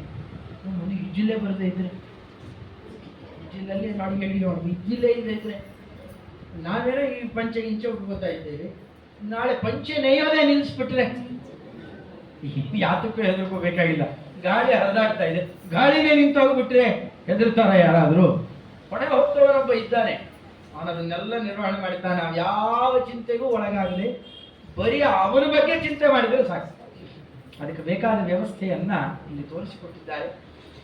ಅಂತ ಕಾಲಮಾನದ ಲೆಕ್ಕಾಚಾರದಲ್ಲಿ ನೋಡಿದಾಗ ಷಷ್ಠಿ ಸಂವತ್ಸರಗಳ ಮಧ್ಯದಲ್ಲಿ ಕ್ರೋಧಿನಾಮ ಸಂವತ್ಸರಗತ ಆಗಿ ವಿಶ್ವಾವಸುನಾಮ ಸಂವತ್ಸರ ಪ್ರಾಪ್ತವಾಗಿದೆ. ಇಲ್ಲಿ ಬಂದಾಗ ರಾಜ ರವಿ ಇವತ್ತು ಶುರುವಾಗಿದೆ ಭಾನುವಾರದಿಂದಾಗಿ. ಅಧಿಪತಿಯೂ ಕೂಡ ರಾಜ ರವಿನೇ, ಮಂತ್ರಿಯೂ ಕೂಡ ರವಿಯೇ ಇದ್ದಾರೆ ಇಲ್ಲಿ. ಸೇನಾಧಿಪತಿ ಮತ್ತೆ ರವಿನೇ. ಪೂರ್ವ ಸಸ್ಯಾಧಿಪತಿ ಗುರು, ಪರಸಸ್ಯಾಧಿಪತಿ ಚಂದ್ರ, ಧಾನ್ಯಾಧಿಪತಿ ಮಂಗಳ, ರಸಾಧಿಪತಿ ಶನಿ, ನೀರಸಾಧಿಪತಿ ಬುಧ, ಅರ್ಘಾಧಿಪತಿ ರವಿ, ಮೇಘಾಧಿಪತಿ ಮತ್ತೆ ರವಿನೇ. ರವಿದ್ಯೆ ಅಂದರೆ ಸೂರ್ಯದೇವರದ್ದೇ ಅತ್ಯಂತ ಪ್ರಧಾನ ಪಾತ್ರ. ಅದು ಹೆಚ್ಚಿದ್ದಾಗ ಏನೇನು ತಗೊಂಡು ತೋರಿಸ್ಕೊಡ್ತಾರೆ. ಸೂರ್ಯದೇವರ ಪ್ರಭಾವ ಹೆಚ್ಚಾಯಿತು ಅಂತಂದ್ರೆ ನಾಶನೇ ಅಂತ ತೋರಿಸೋದು ಕ್ರಮ. ಹೆಚ್ಚೆಚ್ಚು ನಾಶ ಆಗುತ್ತೆ. ಆಗಬಾರದು ಅಂತಿದ್ರೆ ಆರೋಗ್ಯಂ ಭಾಸ್ಕರಾದಿಚ್ಛೆ, ಆರೋಗ್ಯಾದಿಗಳೆಲ್ಲ ನಮಗೆ ಸೂಕ್ಷ್ಮವಾಗಿ ಸುಗಮವಾಗಿ ಚೆನ್ನಾಗಿರಬೇಕು ಅಂತಂದರೆ ಸೂರ್ಯನ ಆರಾಧನೆ ನಡಿಬೇಕು. ಸೂರ್ಯನ ಆರಾಧನೆ ಅಂತಂದ್ರೆ ಈಗ ಕೆಲವರು ಊದ್ಕಡ್ಡಿ ಹಾಕ್ತಾ ಇರ್ತಾರಲ್ಲ ಸೂರ್ಯನ, ಅದು ಯಾವ ಪ್ರಯೋಜನಕ್ಕೂ ಬರೋಲ್ಲ. ಅದು ಊದ್ಕಡ್ಡಿ ಹಿಡಿಯೋದಲ್ಲ. ಮತ್ತೇನು ಮಾಡಿ ಸೂರ್ಯಾರಾಧನೆ ಅಂತಂದ್ರೆ ಸೂರ್ಯಾಂತರ್ಗತ ನಾರಾಯಣ ಏನಿದ್ದಾನೆ ಸವಿತರ ನಾರಾಯಣ, ಆತನ ಆರಾಧನೆ ಅಂದ್ರೆ ನೇರವಾಗಿ ಗಾಯತ್ರಿ ಜಪಾದಿಗಳು ಹೆಚ್ಚಾಗಬೇಕು. ಯಾರ ಅಧಿಕಾರಿಗಳೋ ಅವರು ಜಪ ಮಾಡಬೇಕು. ಯಾರ ಅಧಿಕಾರಿಗಳಲ್ಲ, ಯಾರು ಜಪ ಮಾಡಬೇಕು ಅಂದ್ರೆ ಹೆಣ್ಣುಮಕ್ಕಳು ಮನೆಯಲ್ಲಿ ಗಂಡಂದ್ರು ಮಕ್ಕಳು ಗಾಯತ್ರಿ ಸಹಾಯ ಮಾಡ್ತಾ ಇದ್ದೀಯಾ, ಸುಮ್ಮನೆ ಪಾತ್ರೆ ಯಾರೋ ಬೈತಾರೆ ಅಂತ ಪಾತ್ರೆ ನೀರು ಚಲಿ ಎದ್ದೋಗ್ಬಿಡ್ತಾ ಹುಡುಗರು. ಇನ್ಯಾರಿಗಲ್ಲ ವಂಚನೆ, ಆತ್ಮವಂಚನೆ. ನಮ್ಮನ್ನು ಯಾರು ಕೇಳೋಲ್ಲ. ನೀವು ತಾಸುಗಟ್ಟಲೆ ಕೂತ್ಕೊಂಡು ಬೇಡದೇ ಇರೋದೆಲ್ಲ ಯೋಚನೆ ಮಾಡಿ ಪಾತ್ರೆ ನೀರು ಹಾಕಿ ತಿರುಗಿ ಕೂತ್ರೆ ಹೋಗಿ ಎಷ್ಟೊತ್ತು ಸಂಧ್ಯಾವಂದನೆ ಮಾಡ್ತಾನೆ ಅಂತಲೇ ಅನ್ಕೊಳ್ಳೋದು. ಅದು ಬೇರೆ ಯಾರಿಗೂ ವಂಚನೆ ಅಲ್ಲ, ನಮಗೆ ವಂಚನೆ ಆಗೋದು. ಆತ್ಮವಂಚನೆ ಆಗಬಾರದು ಅಂತಿದ್ರೆ ನಮ್ಮ ಬ್ರಾಹ್ಮಣ್ಯ ಸಂರಕ್ಷಣೆ ಆಗಬೇಕು. ಯಾವ ರೋಗ ರುಜಿನ ಯಾವ ಆಪತ್ತೂ ಬರಬಾರದು ಅಂತಿದ್ರೆ ಅದಕ್ಕಿರುವ ದೊಡ್ಡ ಉಪಾಯ ಅಂತಂದರೆ ಸಂಧ್ಯಾರಾಧನೆ. ಎಲ್ಲ ದೇವತೆಗಳ ಆರಾಧನೆಯೂ ಅಲ್ಲಿ ನಡೆದು ಹೋಗುತ್ತೆ. ನಾವು ಎದ್ದು ನಿಂತು ದಿಗ್ ನಮಸ್ಕಾರ ಮಾಡ್ತೀವಲ್ಲ, 10 ದಿಕ್ಕಲ್ಲಿರುವ ಎಲ್ಲಾ ದೇವತೆಗಳಿಗೆ ನಮಸ್ಕಾರ ಮಾಡಿಬಿಡ್ತೇವೆ. ನೀವಿನ್ ಯಾವ ಯಾಗ ಯಜ್ಞ ತಗೊಂಡ್ರು ಈ ವ್ಯವಸ್ಥೆ ಇಲ್ಲ. ಎಲ್ಲದರ ಮೇಲೆ ಒಂದೇ ಒಂದು ಶಬ್ದ, ಸವಿತುಹು ವರೆಣ್ಯಂ ಭರ್ಗಃ. ಒಂದೊಂದು ಶಬ್ದ ಎಷ್ಟು ಸೊಗಸಾಗಿದೆ ಗೊತ್ತ. ನಾವು ನಿತ್ಯ ಚಿಂತನೆಗೆ ಬೇಕಾದದ್ದು. ಸವಿತಾ ಅಂದ್ರೆ ಏನು ಗೊತ್ತಾಗೋಲ್ಲ. ನಮ್ಮ ಸವಿತಾ ಅಂತ ಹೆಣ್ಮಕ್ಳ ಹೆಸರು ಬಂದ್ಬಿಟ್ಟಿದೆ. ಸವಿತಾ ಅದು ಹೆಣ್ಣುಮಕ್ಕಳದಲ್ಲ, ಅದು ಸ್ತ್ರೀಲಿಂಗದ ಶಬ್ದ ಅಲ್ಲ. ಸವಿತೃ ಶಬ್ದ ಋಕಾರ ಅಂತ. ಸವಿತಾ ಸವಿತಾರು ಸವಿತಾರಹ ಹಾಗೆ ನಡೆಯೋದು. ಲೆಕ್ಕಾಚಾರದಲ್ಲಿ ತಗೊಂಡ್ರೆ ಸವಿತಾ ಅಂದ್ರೆ ಗೊತ್ತಾಗೋಲ್ಲ, ಪ್ರಸವಿತಾ ಅಂದ್ರೆ ಅಲ್ಲಿ ಗೊತ್ತಾಗುತ್ತೆ. ಪ್ರಸವ ಸವಿತಾ ಅಂದ್ರೆ ಹೊಡೆದು ಕೊಡುವವನು. ಹಾಗೆ ನಮ್ಮ ವಂಶವನ್ನು ಬೆಳೆಸಲಿಕ್ಕೆ ಮಕ್ಕಳಿಲ್ಲ, ಮನೆಗೆ ಹೆಣ್ಣುಮಗಳನ್ನು ಕರ್ಕೊಂಡು ಬಂದರೆ ಅವಳು ಹಡದು ಕೊಡ್ತಾಳ. ಹಾಗೆ ಭಗವಂತ ನಮಗೋಸ್ಕರ ಪದಾರ್ಥ ಇಲ್ಲದೇ ಇದ್ರೂ ನಮಗೆ ಬೇಕಾದದ್ದನ್ನು ಆರ್ಡರ್ ತಗೊಂಡು ನಿರ್ಮಾಣ ಮಾಡಿ ಕೊಡ್ತಾನೆ ಅಂತ. ಇವತ್ತು ಎಷ್ಟಾದ್ ನಡೀತಾ ಇದೆ. ಪದಾರ್ಥನೇ ಅಂತದ್ದು ಇರಲಿಲ್ಲಂತ್ರಿ, ಅಂಥದ್ದೇನು ನಮಗೆ ಹೋದಾಗ ಸಿಕ್ಕಿಬಿಡ್ತು. ಅದು ಇಂಥವೆಲ್ಲ ನಡೀತಾವೆ.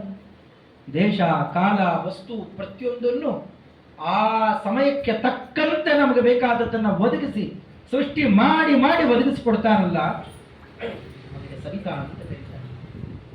ಕರ್ಮಬಂಧವನ್ನು ನೋಡ್ತಾ ಹೋದರೆ ನಾವು ಏನು ಮಾಡಿದರೂ ಸವಿಲಿಕ್ಕೆ ಆಗೋದು. ನಾವು ಮಾಡಿದ ಕರ್ಮಗಳನ್ನು ನಿನಗೆ ನೆನಪಿರುವಷ್ಟು ನೀ ಮಾಡಿದ ಕರ್ಮಗಳಿಗೆ ನೀನೇ ಫಲ ಕೊಟ್ಟುಕೋ. ಶಿಕ್ಷೆ ಹಾಕ್ತೀಯೋ ಅದು ಹುಡುಗರು ಪಕ್ಕಕ್ಕೆ ನಿಲ್ಲಿಸಿದ್ರೆ ನಾವೇ ಎಷ್ಟು ಶಿಕ್ಷೆ ಹಾಕ್ತೇವೆ. ಭಗವಂತ ಹಾಕಿದರೆ ಎಲ್ಲ ನೆನಪಿರುವನು ಎಷ್ಟು ಹಾಕಬೇಕು ಅಂತ ಇಲ್ಲ. ನಮಗೆ ಇದನ್ನೆಲ್ಲ ಕಳ್ಕೊಂಡ್ಬಿಡ್ಬೇಕು ಅಂದರೆ ಏನು ಮಾಡಬೇಕು? ಏನಾದ್ರು ಉಪಾಯ ತೋರಿಸು ಸ್ವಾಮಿ ಅಂತಂದರೆ ಒಂದು ಹೆಸರು ಇಟ್ಕೊಂಡು ಕೂತಿದ್ದಾನೆ, ಭರ್ಗಃ. ನೀವು ಧಾನ್ಯಗಳನ್ನ ಸ್ವಲ್ಪ ನೀರಿಗೀರು ಸೋಕ್ಬಿಟ್ರೆ ಏನಾಗುತ್ತೆ? ಮೊಳಕೆ ಹೊಡೆದು ಬಿಡುತ್ತೆ. ಒಂದು ಮೊಳಕೆ ಹೊಡೆದ ಧಾನ್ಯ ಬೆಳೆದರೆ ಎಷ್ಟಾಗುತ್ತದು? 100 ಧಾನ್ಯಕ್ಕೆ ಕಾರಣ. ಅದರಲ್ಲಿ ಒಂದೊಂದು ಈ ಕರ್ಮ ನಮ್ಮದು ಎಷ್ಟು ಕಾಲದಿಂದ ಬೆಳೆದು ಬಂದಿದೆ, ಇವತ್ತು ಪೂರ್ಣ ನಾಶ ಆಗೋದೆ ಹೇಗೆ? ಇದಕ್ಕೆ ಭಗವಂತ ಉಪಾಯ ಮಾಡಿಕೊಟ್ಟ.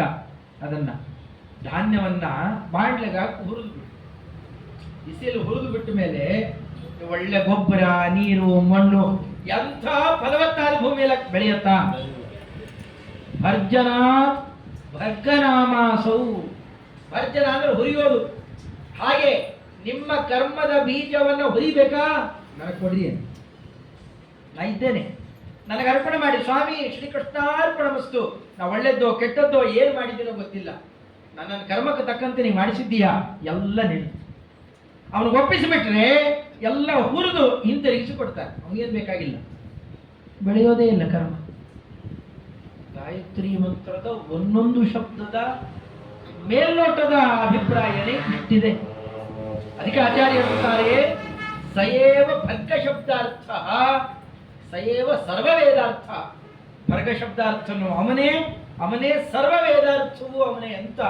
ಇದರ ಭರ್ಗ ಅನ್ನುವ ಒಂದು ಶಬ್ದ ಸಮಸ್ತ ವೇದಗಳನ್ನ ಕಂಡೆನ್ಸ್ ಮಾಡಿರೋದು. ಹಾಗೆ ಸವಿತಾ, ಹಾಗೆ ವರೇಣ್ಯಂ ಯೋಯೋನ ಪುರುಷ.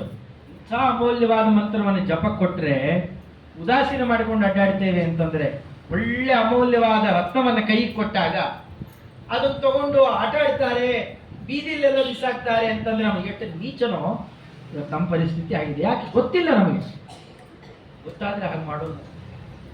ಎಷ್ಟು ಅಮೂಲ್ಯವಾದಂತಹ ಮಂತ್ರ ಇದೆ. ಇದನ್ನು ನಿತ್ಯ ಆರಾಧನೆ ಮಾಡುವವರು, ಮಾಡಿಸುವವರು ಸೂರ್ಯದೇವರು. ಈ ಮಂತ್ರವನ್ನು ಹೊತ್ತೊತ್ತಿಗೆ, ಅದಕ್ಕೇನೆ ಪ್ರಾತಃ ಕಾಲದಲ್ಲಿ ಕೂತು ಜಪ ಮಾಡುವ ಹಾಗಿಲ್ಲ. ಪ್ರಾತಃ ಕಾಲ ಆಧ್ಯಾತ್ಮಿಕ ಕಾಲಗಳಲ್ಲಿ ನಿಂತೆ ಆ ಸೂರ್ಯ ದರ್ಶನ ತಿಷ್ಟೇ ತತಸ್ತು ಉಪವಿಷೇತವ. ಸೂರ್ಯ ದರ್ಶನ ಆಗುವ ತನಕ ನಿಂತೇ ಜಪ ಮಾಡಬೇಕು. ಆಮೇಲೆ ಕೈಲಾಗದೆ ಇದ್ದವ್ರು ಬೇಕಾದ್ರೆ ಕುತ್ಕೊಳ್ರಿ, ಆಮೇಲೂ ನಿಂತೆ ಜಪ ಮಾಡಬೇಕು. ಕೈಯಲ್ಲಾಗದೆ ಇದ್ರೆ ಬೇಕಾದ್ರೆ ಕುತ್ಕೊಳ್ರಿ. ಸಾಯಂಕಾಲ ಉಪವಿಷೇತೈವ, ಕೂತೆ ಜಪ ಮಾಡಬೇಕು. ಬೆಳಗ್ಗೆ ಮತ್ತು ಮಧ್ಯಾಹ್ನ ಕಾಲಗಳಲ್ಲಿ ಗಾಯತ್ರಿ ಜಪವನ್ನು ನಿಂತೇ ಆರಾಧನೆ ಮಾಡಬೇಕು. ಆಚಾರ್ಯರು ಸದಾಚಾರ ಸ್ಮೃತಿಯಲ್ಲಿ ತೋರಿಸಿಕೊಡ್ತಾರೆ. ಅಷ್ಟು ಅಮೂಲ್ಯವಾದಂತಹ ಮಂತ್ರಾರಾಧನೆ ಮಾಡ್ತಾ ಇದ್ದರೆ ಯಾವ ಬಾಧೆಯೂ ಕೂಡ ನಮಗಾಗೋಲ್ಲ ಅನ್ನೋದು ಅತ್ಯಂತ ಪ್ರಧಾನವಾದಂತಹ ಸೂಚನೆ. ಇದರ ಮೇಲೆ ಇದೆಲ್ಲ ಬರೀ ಹರಟೆ ಅಷ್ಟೆ. ಮುಖ್ಯ ನಮ್ಗೆ ಬೇಕಾಗಿರುವ ನಿರೀಕ್ಷೆ ಇರೋದು ಯಾವುದು? ಆಯಾ ವ್ಯಯ. ಇವತ್ತು ಅಷ್ಟೇ ಕೇಳಿಬಿಟ್ಬಿಡಿ, ನಾಳೆ ಯಾರು ನೋಡಲ್ಲ. ಅದನ್ನೇ ಸುಮ್ಮನೆ ಅನ್ಕೋತಾರೆ, ದಿವಸ ಇಡೀ ವರ್ಷ ಫಲ ನೋಡಲ್ವಾ, ಅದೇನು ಜ್ಯೋತಿಷ್ಯ ಹಾಗಿದ್ದ ಹಾಗೆ. ಕಂದಾಯ ಫಲ ಅದು. ಹಾಗೆ ನೋಡೋದಾದರೆ ನಿಮ್ಮ ರಾಶಿಯನ್ನ ನೋಡ್ಕೊಳ್ಳಿರೋದನ್ನ, ಮೇಷರಾಶಿ 14 ಆಯ 11 ವ್ಯಯ. ನಾವಾಗಲೇ ಹೇಳಿದ್ನಲ್ಲ, ಅದೇ ಒಳ್ಳೆ ಜಾಕ್ಪಾಟಿ ಸತಿ ಎಲ್ರಿಗೂ. ಅದರಲ್ಲೂ ಪಂಚಾಂಗಗಳು ಬೇರೆ ಬೇರೆ ಇರುತ್ತೆ. ಯಾವುದರಲ್ಲಿ ಹೆಚ್ಚಿದೆ ಬೇಕಾದ್ರೆ ಅದನ್ನು ಇಟ್ಕೊಳ್ರಿ. ಅದನ್ನು ನಾನು ಅದರಂತೇನೆ. ವೃಷಭ ರಾಶಿ 8 ಆಯ 5 ವ್ಯಯ.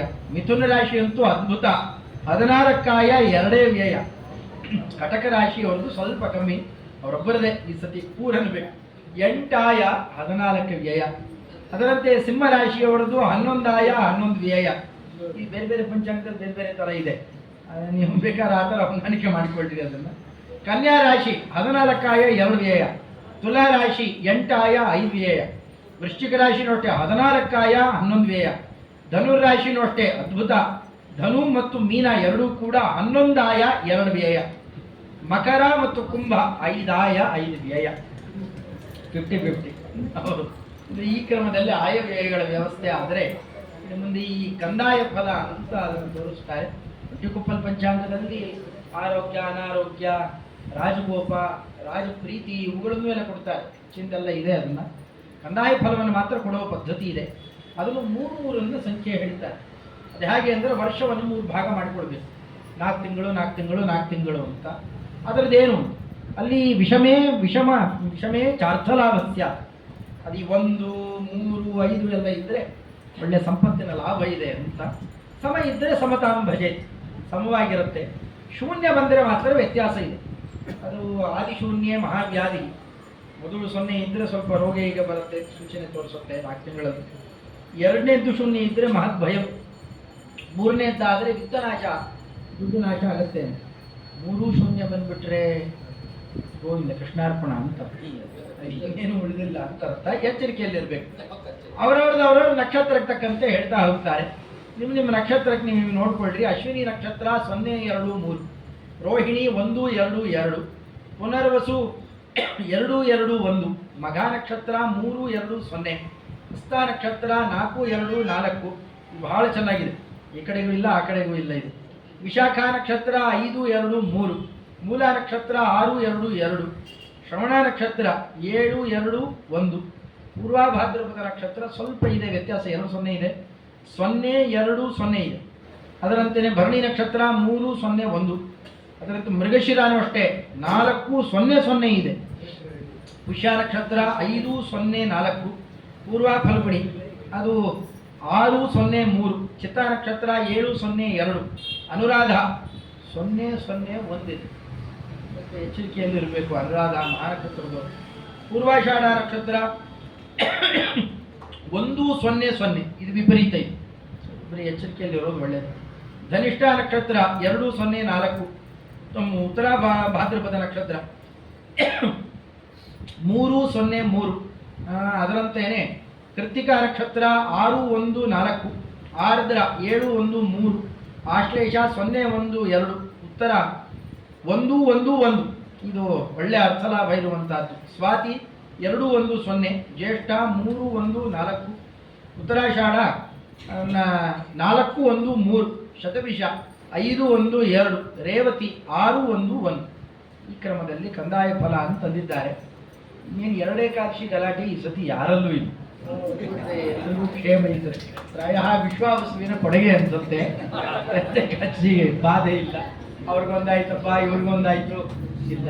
ಕೃಷ್ಣಾಷ್ಟಮಿಯಲ್ಲೂ ವ್ಯತ್ಯಾಸ ಇದೆ, ಎಲ್ಲ ಪ್ರಾತಃಪಾರಣೆ ಅಂತಂತಾರೆ. ಇನ್ನು 2 ಚಂದ್ರಗ್ರಹಣಗಳಿದ್ದಾರೆ. 9ನೇ ತಿಂಗಳಲ್ಲೊಂದು 7-9 ಚಂದ್ರಗ್ರಹಣ ಇದೆ, 3-3 26ನೇ ಇಸ್ವಿಯಲ್ಲಿ. ಈಗಿಂದ ಹೇಳಿದ್ರೆ ಅವಾಗೇನು ಪ್ರಯೋಜನಕ್ಕೆ ಬರೋಲ್ಲ. ಆ ಸಮಯ ತಿಳ್ಕೊಳ್ಳೋದೇ ಒಳ್ಳೆಯದು ಅನ್ಸುತ್ತೆ. ಶುಭ ಮಧ್ಯ ಫಲಗಳನ್ನು ತಿಳ್ಕೊಳ್ಬಹುದು. ಬಾಕಿ ಎಲ್ಲ ದೃಷ್ಟಿಯಿಂದಲೂ ಕೂಡ ತುಂಬ ಚೆನ್ನಾಗಿದೆ. ಅದು ಸ್ವಲ್ಪ ಬಿಸಿಲು ಜಾಸ್ತಿ ಇದೆ ಈ ಸತಿ, ಗೊತ್ತಾಗುತ್ತೆ. ಸೂರ್ಯದೇವರು ಆತಪ ಬೇಗ ಎಲ್ಲ ಬೀರ್ತಾ ಇದ್ದಾನೆ ಅನ್ನೋದು ಚೆನ್ನಾಗಿ ಗೊತ್ತಾಗುತ್ತೆ. ಆ ಆತಪ ಕಳ್ಕೊಳ್ಬೇಕಾದ್ರೆ ಬಿಸಿಲು ಜಾಸ್ತಿ ಆದರೆ ಏನು ಮಾಡ್ತೀವಿ ಮತ್ತೆ? ನೀರು ಮಜ್ಜಿಗೆ ಪಾನಕ, ರಾಮದೇವರು ಉತ್ಸವ ನಡೆಸೋದಷ್ಟೇ. ಅದೇ ಸೂರ್ಯ ವಂಶದಲ್ಲಿ ಬಂದಂತಹ ಶ್ರೀಮಾನ್ ಪೂರ್ವಂ ಪ್ರಜಾತೋ ದಶರಥ ನೃಪತೆ ರಾಮನಾಮಾಧನೀತೋ ವಿಶ್ವಾಮಿತ್ರೇಣ ಮಂತ್ರ ಹೃದನುಜ ಸಹಿತ ತಾಟಕಾಂ ಘಾತುಕೋಸ್ತ್ರಂ ಬ್ರಹ್ಮಾದ್ಯಂ ಪ್ರಾಪ್ಯ ಹತ್ವಾ ನಿಶ್ಚರನಿಕರಂ ಯಜ್ಞಪಾಲೋ ವಿಮೋಚ್ಯ ಅಹಲ್ಯಾಂ ಶಾಪಾಚ್ಯ ಬಂತ್ವಾ ಶಿವಧನುರುಪಯ ಜಾನಕಿಲ್ಲ ಪ್ರಸೀದೆ. ಪತ್ರಾಲಯ ಪ್ರಭುಗಳು ಒಳ್ಳೆ ಹೂವಿನ ಗುಚ್ಛವನ್ನು 11 ಗುಚ್ಛವನ್ನು ಪೋಣಿಸಿ ಮಂಜರಿಯನ್ನು ಮಾಡಿಕೊಟ್ಟಿದ್ದಾರೆ. ರಾಮಾಯಣ ತುಂಬಾ ದೊಡ್ಡದು, ಶತಕೋಟಿ ಪ್ರವಿಸ್ತರಂ, 100 ಕೋಟಿ ವಿಸ್ತಾರ ಇರುವಂತಹ ರಾಮಾಯಣ. ಇವತ್ತಿಗೂ ಹನುಮಂತ ದೇವರನ್ನ ಕೇಳಿದರೆ ಇವತ್ತು ಹನುಮಂತ ದೇವರು ಏನ್ ಮಾಡ್ತಾ ಇದ್ದಾರೆ? ಪ್ರತ್ಯಾವತಾರಸ್ತಿ ಅಮರ್ತ್ಯ ಶಿಕ್ಷಣಂ ರಕ್ಷೋಬಧಾಯೈವನ ಕೇವಲಂ ವಿಭೋ. ಭಾಗವತ ಹೇಳುತ್ತೆ ಇಂತಿಂತ ಜಾಗದಲ್ಲಿ ಯಾರ್ಯಾರಿದ್ದಾರೆ ಎಲ್ಲ ಹೇಳ್ಕೊಂಡ್ಬರ್ತಾರೆ. ಹರಿವರ್ಷದಲ್ಲಿ ಪ್ರಹ್ಲಾದರಾಜರು ನರಹರಿ ಆರಾಧನೆ ಮಾಡ್ತಾ ಇದ್ದಾರೆ. ಕಿಂಪುರುಷ ವರ್ಷದಲ್ಲಿ ಹನುಮ ಚಕ್ರವರ್ತಿಗಳಿದ್ದಾರೆ. ಅಸಾವಿಧಾನಿಂಚ ನಿಷೇವಮಾಣ ರಾಮಂ ಪತಿಂ ಕಿಂ ಪುರುಷೇ ಕಿಲಾಸ್ತೆ. ಇವತ್ತಿಗೂ ಯಾರ್ಯಾರ ಸ್ವಾನಂದ ಹೇತು ಭಜತಾಂ ಜನಾನ ಮಗ್ನ ಸದಾ ರಾಮ ಕಥಾ ಸುಧಾಯ. ರಾಮದೇವರ ಕಥಾ ಸುಧಾದಲ್ಲಿ ಮುಳುಗೋಗ್ಬಿಟ್ಟಿದ್ದಾರೆ. ಸ್ವಲ್ಪ ನೀವು ಗಮನಿಸಿ ನೋಡಿ. ರಾಮ ಅಂದ ತಕ್ಷಣ ಏನು ಕೊಡ್ತಾರೆ ಹೊರಗಡೆ? ಸುಮ್ಮನೆ ರಾಮನವಮಿ ಬಂತು, ಶ್ರೀರಾಮನವಮಿ ಏನು ಕೊಡ್ತಾರೆ? ನೀರು ಮಜ್ಜಿಗೆ, ಪಾನಕ, ಕೋಸಂಬರಿ. ಆ 3 ಪದಾರ್ಥಗಳ ಮಹತ್ವ ಗೊತ್ತಾ? ನೀವು ಆ ಪದಾರ್ಥಗಳನ್ನ ಆಯುರ್ವೇದ ದೃಷ್ಟಿಯಲ್ಲಿ ನೋಡ್ರಿ. ಸರಿಯಾಗಿ ನಿಂಬೆ ಹಣ್ಣು, ಕೇಸರ, ಅದಕ್ಕೆ ಒಳ್ಳೆ ಬೆಲ್ಲ ಗಿಲ್ಲ ಬಿದ್ದು ಬಿಟ್ಟಿದ್ರೆ ನೀವು ಯಾವ ತರಹದ ಅನಾರೋಗ್ಯವೇ ಬರೋಲ್ಲ. ಏಲಕ್ಕಿಗೆ ಇದಕ್ಕೆಲ್ಲ ಇರುವಂತಹ ಅದ್ಭುತವಾದ ಶಕ್ತಿ. ಚೆನ್ನಾಗಿ ಪಾನಕ ಇಲ್ಕೊಂಡು ಕುಡ್ಕೊಂಡು ನೀವು ಬೇಕಾದ ಸತಿ ಬಿಸಿಲು ಹೋಗಿ ಬಂದ್ರಿ ನೋಡೋಣ, ಏನಾದ್ರು ತೊಂದರೆ ಆಗುತ್ತೆ. ನೀರು ಮಜ್ಜಿಗೆದಂತೂ ಹೇಳೋಷ್ಟೇ ಇಲ್ಲ. ತಕ್ರಂ ಶಕ್ರಸ್ಯ ದುರ್ಲಭ, ಇಂದ್ರದೇವರಿಗೂ ದುರ್ಲಭ ಅಂತ. ಅವರಿಗೆಲ್ಲ ಮಜ್ಜಿಗೆ ಗಿಜ್ಜಿಗೆ ಸಿಗೋಲ್ಲ ಅಂತ. ಅಂದರೆ ನಮ್ಗೆ ಅದಂತಹ ಅದ್ಭುತವಾದ ಜೀರ್ಣಕಾರಿ ವಸ್ತು. ಅನಾರೋಗ್ಯಕ್ಕೆ ಅವಕಾಶವೇ ಇಲ್ಲ. ಅನಾರೋಗ್ಯ ಬರೋದೇ ಅಜೀರ್ಣ ಆದಾಗ. ನೀವು ಮಜ್ಜಿಗೆ ಸೇವನೆ ಮಾಡ್ತಿದ್ರೆ ಅನಾರೋಗ್ಯನೇ ಇಲ್ಲ ಅದಕ್ಕೆ. ಕೋಸಂಬರಿ ಇವೆಲ್ಲ ಅದು ಎಂತಹ ಪ್ರೋಟೀನ್, ಅದಕ್ಕೆಲ್ಲ ಬಿಡೋ ಪದಾರ್ಥಗಳಾಗಿದೆ. ಅಂದರೆ ಸುಮ್ಮನೆ ರಾಮದೇವರನ್ನ ನೆನೆಸಿಕೊಂಡ್ರೆ ನಿಮಗೆ ಹೊರಗಡೆಯಲ್ಲೇ ಇಟ್ಟಿದೆ ಭೌತಿಕವಾಗಿ. ಆತನ ಕಥಾವನ್ನು ಅವಲಂಬನೆ ಮಾಡಿದರೆ ಒಳಗಡೆಯಲ್ಲಿ ಇನ್ನೇನು ಸಿಗಲಿಕ್ಕಿಲ್ಲ. ಇವತ್ತಿಗೂ ರಾಮದೇವರು ಕಡೆಗೆ ಹೊರಟು ಹನುಮಂತ ದೇವರಿಗೆ, ನಮ್ಮಪ್ಪ ನಿನಗೆ ಏನಾರು ಕೊಡಬೇಕಲ್ಲಪ್ಪ, ನೀ ಇಲ್ಲೇ ಇರಬೇಕು, ನನ್ನ ಜೊತೆ ಬರೋ ಹಾಗಿಲ್ಲ, ನೀ ಇಲ್ಲೇ ಇಲ್ಲ, ನಿಗೇನು ಬೇಕು ಕೇಳ್ಕೊ. ಎಲ್ಲ ಕೊಟ್ಬಿಟ್ಟಿದ್ದೀಯಲ್ಲ ಸ್ವಾಮಿ, ಅದೆಲ್ಲ ನಾ ಕೊಟ್ಟಿದ್ದು, ನೀನೇನು ಕೇಳಲೇ ಇಲ್ಲ. ನೀ ಏನಾರು ಕೇಳಬೇಕು, ನಾ ಕೊಡಬೇಕು, ನನ್ನ ಆಸೆ ಅದು. ನೀ ಏನಾರು ಕೇಳ್ಕೊ, ಕೊಡ್ತೀಯಾ? ಏನು ಕೇಳಿದ್ರು ಕೊಡ್ತೀಯಾ? ಒಳ್ಳೆ ಅನ್ಬಾರ್ದು, ಆಮೇಲೆ ಕೊಡಲೇಬೇಕು. ಕೇಳ್ಕೊ, ನೀ ಬೇಕಾದ್ರೆ ಕೇಳ್ಕೊಡ್ತೀನಿ, ಇಡೀ ಬ್ರಹ್ಮಾಂಡ ನಿನ್ನ ಹೆಸರು ಬರ್ಕೊಡ್ತೇನೆ, ತೊಗೊಂಡೇನು ಮಾಡಲಿ, ಅದೆಲ್ಲ ಬೇಡ. ನೀ ಕೊಡೋದೇ ಆದರೆ ಯಸ್ತೆ ಕಥಾ ಸೇವಕ ಏವ ಸರ್ವದಾ ಸದಾರತಿ ತ್ವಯಿ ಅಚಲೈಕ ಭಕ್ತಿ. ಪ್ರತಿ ಕ್ಷಣ ನಿನ್ನ ಕಥೆ ಹೇಳ್ತಾ ಇರಬೇಕು, ಕಥೆ ಕೇಳ್ತಾ ಇರಬೇಕು. ಹನುಮಂತ ದೇವರು ಕೇಳಿದ್ರಿ, ನಮ್ಮಲ್ಲೇನಂತ ಕಥೆ ಶುರು ಮಾಡಿದ, ಪುರಾಣ ಶುರು ಮಾಡಿದ, ಎಷ್ಟು ಲೇವಡಿ ಮಾಡಿ ಮಾತಾಡ್ತೀವಿ ನಾವು. ಹನುಮಂತ ದೇವರ ಇಡೀ ಬ್ರಹ್ಮಾಂಡವನ್ನು ಆಳುವವರು, ಭಾವಿ ಬ್ರಹ್ಮರವರು. ಎಂಥ ಅದ್ಭುತವಾದ ಶಕ್ತಿ! ರಾವಣಾದಿಗಳನ್ನು ನಾಶ ಮಾಡಿಬಿಡ್ತಿದ್ರು, ರಾಮದೇವರಿಗೆ ಬೇಕು ಅಂತ ಉಳಿಸಿದ್ರು ಅಷ್ಟೇ. ಅಂಥ ಅದ್ಭುತವಾದ ಶಕ್ತಿ. ಸಂಜೀವನಿಗಿರಿ ಅಂತಂದು ಎಷ್ಟು ಜನ ಬದುಕಿಸ್ಬಿಟ್ರು. ಇಂಥ ಅಪಾರ ಶಕ್ತಿವಂತರು ಸೂರ್ಯನಾರಾಯಣನ ಬಳಿಯಲ್ಲಿ ಅಧ್ಯಯನ ಮಾಡಬೇಕಾದ್ರೆ ಹಿಂದಿನ ನಡ್ಕೊಂಡು ಹೋಗ್ತಿದ್ರು. ಅದು ಓಡ್ಕೊಂಡ್ ಬರ್ತಾ ಇದ್ರೆ ಸೂರ್ಯ ರಥ ನಡ್ಕೊಂಡು ಹೋಗ್ತಿದ್ರು. ಇಂಥ ಅದ್ಭುತ ಶಕ್ತಿವಂತರು ಕಡೆ ಕೇಳೋದೇನು ಗೊತ್ತಾ? ನಿನ್ನ ಕಥೆ ಕೇಳಬೇಕು ಸ್ವಾಮಿ. ಕರುಣಾಪೂರ್ಣ ವರಪ್ರದ ಚರಿತಂ ಜ್ಞಾಪಯ ಮೇತೆ. ನಿನ್ನ ಅರ್ಥ ಮಾಡಿಸು. ಅಮ್ಮನವರಿಗೆ ಇನ್ನೂ ಪೂರ್ಣ ಅರ್ಥ ಆಗಿಲ್ಲ. ನಿನ್ನ ಅರ್ಥ ಮಾಡಿಕೊಳ್ಳೋದ್ರಲ್ಲಿರುವ ಪರಮಾನಂದ ಇನ್ನೆಲ್ಲೂ ಇಲ್ಲ. ನನಗೋಸ್ಕರ ಅಂತ ನೀ ಪರಸ್ಪರ ಏನಾದ್ರು ಕೊಡೋದಾದ್ರೆ ನಿನ್ನ ಕಥೆಯನ್ನು ಅರ್ಥ ಮಾಡಿಸು. ಹಾಗೆ ಬದುಕಿದ್ರೆ ಬದುಕಿದವನು. ನಿನ್ನ ಕಥೆಯನ್ನು ಹೇಳಲಿಲ್ಲ ಕೇಳಲಿಲ್ಲ ಅಂತಂದ್ರೆ ಸಜೀವಮಾನ ನಪರ ಕಥಂಚಿತ್ ತಜ್ಜೀವನಮ್ಮೇ ಸ್ವದಿಕಂ ಸಮಸ್ತಾತ್. ರಾಮಾಯಣ ಅಂತಂದ್ರೆ ಅಷ್ಟು ಮಹತ್ವಪೂರ್ಣ. ಅದಕ್ಕೆ ಮೂಲ ರಾಮಾಯಣದ ವ್ಯಾಪ್ತಿ ಶತಕೋಟಿ ಪ್ರವಿಸ್ತರಂ.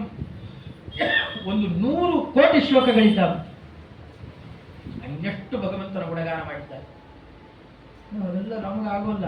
ಅಷ್ಟು ದೊಡ್ಡದಾದಾಗಲೇ ಎದುರು ಬಿಟ್ಬಿಡ್ತೇವೆ. ಈಗ ಮಂತ್ರಾಲಯ ಪ್ರಭುಗಳು ಒಳ್ಳೆ ಆಹಾರ ಮಾಡಿಕೊಟ್ರು. ರಾಮದೇವರಿಗೆ ಹಾಕಲಿಲ್ಲ, ನಮ್ಮ ಕುತ್ತಿಗೆಗೆ ಹಾಕೋದು. ಕುತ್ತಿಗೆ ಒಳಗೆ ಹಾಕ್ಕೊಳ್ಳೋದು, ಇದು ಹೊರಗೆ ಹಾಕ್ಕೊಳ್ಳೋದಲ್ಲ. ಹೊರಗೆ ಹಾಕ್ಕೊಂಡು ಏನೇನೋ ಬೆರಿತೀವಲ್ಲ, ಇದು ಒಳಗಡೆ ಬಾಯಲು ಮಾಡುವಂಥದ್ದು. ಹನ್ನೊಂದೇ ಪದ್ಯ ಇದೆ. ಸೊಗಸಾದ ಕ್ರಮದಲ್ಲಿ ಸಮಗ್ರ ರಾಮಾಯಣದ ಮುಖ್ಯಾಂಶಗಳನ್ನೆಲ್ಲ ಕಂಡವರು ಅದನ್ನು ಗ್ರಹಣ ಮಾಡಿದ್ರೆ ಆಗಲ್ಲ. ಮಂತ್ರಾಲಯ ಪ್ರಭುಗಳು ಅಂತವರು ಅದಕ್ಕೆ ಅಂತಾರೆ ವಾದೀಂದ್ರ ಸ್ವಾಮಿಗಳವರು, ಚೋಲಿ ರಾಕಾರಿ ಸಿಂಧು. ನಿಮ್ಮಂಥವರಿಗೆ ಏನು ಕಿಂಬಾ ದುಸ್ಸಾಧ್ಯವಸ್ತಿ, ನಿಮ್ಮಂಥವರಿಗೆ ದುಸ್ಸಾಧ್ಯ ಏನು? ಅಗಸ್ತ್ಯರು ಸಮುದ್ರವನ್ನೇ ಚುರಕೀಕೃತ ಡಂಬರ, ಅಂಥ ಅದ್ಭುತ ಸುನಾಮಿ ದೊಡ್ಡ ಸಮುದ್ರವನ್ನ ಆಪೋಷಣ ತಗೊಂಡಂತೆ ಇಂಥ ರಾಮಾಯಣವನ್ನ ಕೆಲವು ಪದ್ಯಗಳಲ್ಲಿ ಸಂಗ್ರಹ ಮಾಡಿದಿರಿ ಅಂದ್ರೆ ಏನು ಆಶ್ಚರ್ಯ ಅಂತ. ಪ್ರಭುಗಳಿಗೆ ಶಕ್ಯ. ರಾಮದೇವರ ಆರಾಧಕರು ಅವರ ಶಬ್ದಗಳಲ್ಲಿ ಯಾವ ಕ್ರಮದಲ್ಲಿ ರಾಮದೇವರ ಮಹತ್ವವನ್ನ ಮೆರೆಸಿ ರಾಮದೇವರನ್ನು ಸುಪ್ರೀತಿಗೊಳಿಸಿದ್ದಾರೆ. ಹೊರಗಡೆ ವಾಯುದೇವರ ಆವೇಶ, ಹೊರಗಡೆಯಲ್ಲಿ ರಾಮದೇವರ ಆರಾಧಕರು. ಅವರು ಬಾಯಲ್ಲಿ ಬರುವ ಅದ್ಭುತ ಶಬ್ದಗಳಲ್ಲಿ ರಾಮಾಯಣವನ್ನು ಯಾವ ಕ್ರಮದಲ್ಲಿ ಕಾಣಬಹುದು ಅಂತ ನಾಳೆಯಿಂದ ಅನುವಾದವನ್ನು ಮಾಡೋಣ. ಯಥಾಂತಗತಃ ಅಭಿಪ್ರಾಯ. ಶ್ರೀಕೃಷ್ಣಾರ್ಪಣಮಸ್ತು. ಹರೇ ನಮಃ.